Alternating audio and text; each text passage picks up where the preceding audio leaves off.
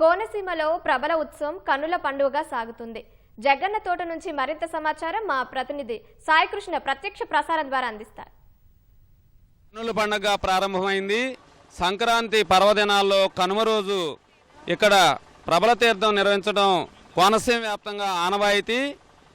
కోనసీమలో 160 గ్రామాల్లో అన్ని నియోజకవర్గాల్లోనూ ప్రబల తీర్థం 2 రోజుల పాటు నిర్వహిస్తారు. నిన్న కొత్తపేటలో వైభవంగా నిర్వహించారు. వీటన్నిటికంటే విశేష ప్రాచుర్యం పొందిన అంబాజీపేట మండలం జగ్గన్న తోట ప్రభల తీర్థం ప్రారంభమైంది. ఇప్పటికే వివిధ గ్రామాల నుంచి ప్రభలన్నీ కూడా మొత్తం తీసుకొచ్చి ఇక్కడ చూడవచ్చు. జగ్గన్న తోట ఇక్కడికి కొలువు తీరుస్తారు.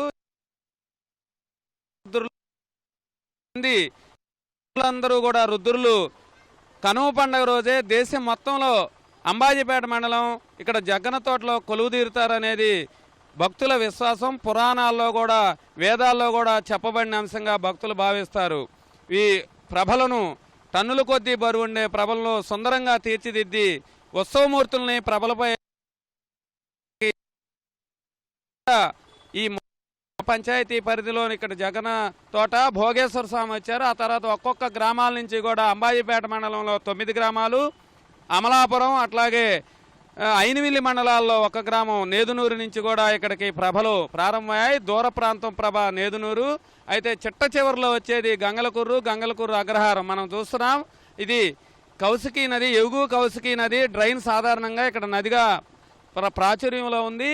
కొబ్బరి తోటల్లో నుంచి అరటి తోటలు, ప్రకృతి వనాల మధ్య నుంచి ఈ ప్రభలన్నీ కూడా సాగుతుంటాయి. గంగలకుర్రు అగ్రహారం నుంచి మాత్రం వరి పొలాలు, కొబ్బరి తోటలను దాటుకొని కౌశికీ నదిలో నుంచి ప్రభలన్నీ కూడా చేరి ఇక్కడ జగన్న తోట ఏకాదశ రుద్రులందరూ కొలువు తీరుస్తారు. అక్కడ ఏకాదశ రుద్రుల్ని ఒకే చోట దర్శించుకుంటే సకల శుభాలు కలుగుతాయనేది కూడా భక్తుల విశ్వాసం. 476 సంవత్సరాల క్రితం పెద్దాపురం రాజా వత్సవాయి జగన్నాథ మహారాజు వీటిని ప్రారంభించారు.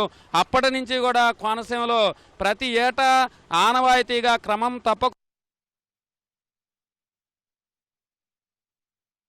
ఇది దేశవ్యాప్తంగానూ కూడా విశేష ప్రాచుర్యం పొందింది. దేశ ప్రధాని నరేంద్ర మోడీ కూడా దీన్ని చాలా ప్రశంసించారు.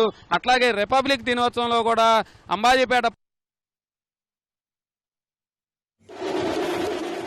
విశేష గుర్తింపు తెచ్చేందుకు స్టేట్ ఫెస్టివల్ గా ప్రకటించడంతో ఆంధ్రప్రదేశ్ ప్రభుత్వం స్టేట్ ఫెస్టివల్ గా దీన్ని నిర్వహిస్తోంది. డాక్టర్ బిఆర్ అంబేద్కర్ కోనసీమ జిల్లా యంత్రాంగం విశేష ఏర్పాట్లు చేశారు.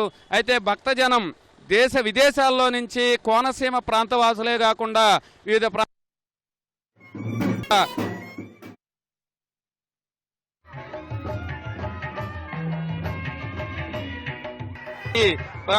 పోలీస్ యంత్రాంగం కూడా ప్రత్యేక చర్యలు చేపట్టింది. ఈ పరిస్థితుల్లో మొత్తం తండోపతండాలుగా తరలి వస్తున్నారు. ఇప్పటికి 5 ప్రభలు వచ్చాయి. ఇంకా మిగతా ప్రభలు కూడా ఆయా గ్రామాల నుంచి తరలి వస్తున్నాయి.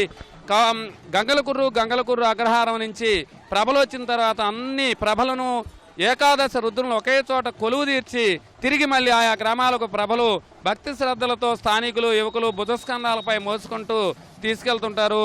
ఈ అద్భుత ఆవిష్కరణ దృశ్యాలను చూసేందుకు ప్రజలు మాత్రం చాలా విశేష సంఖ్యలో తరలివచ్చారు. ఈ ఏడాది లక్షల సంఖ్యలో గతం కంటే కూడా ఎక్కువగా మిన్నగా ప్రజలందరూ వచ్చేందుకు ఏర్పాట్లు చేశారు. ఇక్కడ ఆధ్యాత్మిక వైభవంతో ఈ ప్రభల తీర్థం కొనసాగుతోంది.